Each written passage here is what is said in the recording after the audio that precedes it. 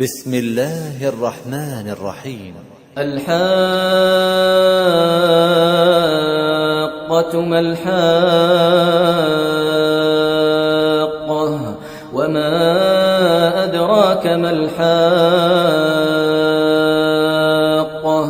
كذبت ثمود وعاد بالقارعة فأما ثمود فأهلكوا بالطاغية وأما عاد فأهلكوا بريح صرصر عاتية سخرها عليهم 7 ليال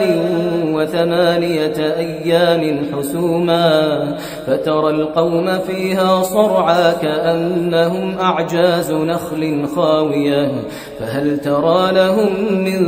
باقية وجاء فرعون ومن قبله والمؤتفكات بالخاطئة فعصوا رسول ربهم فأخذهم أخذة رابية إنا لما طغى الماء حملناكم في الجارية لنجعلها لكم تذكرة وتعيها أذن واعية فإذا نفخ في الصور نفخة واحدة وحملت الأرض والجبال فدكتا دكة واحدة فيومئذ وقعت الواقعة وانشقت السماء فهي يومئذ واهية والملك على أرجائها ويحمل عرش ربك فوقهم يومئذ 8 يومئذ تعرضون لا تخفى منكم خافية يومئذ تعرضون لا تخفى منكم خافية فأما من أوتي كتابه بيمينه فيقول هاؤم اقرءوا كتابيه إني ظننت أني ملاق حسابيه فهو في عيشة راضية في جنة عالية قطوفها دانية كلوا واشربوا هنيئا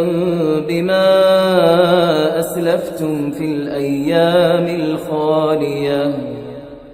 وأما من أوتي كتابه بشماله فيقول يا ليتني لم أوت كتابيه ولم أدر ما حسابيه يا ليتها كانت القاضية ما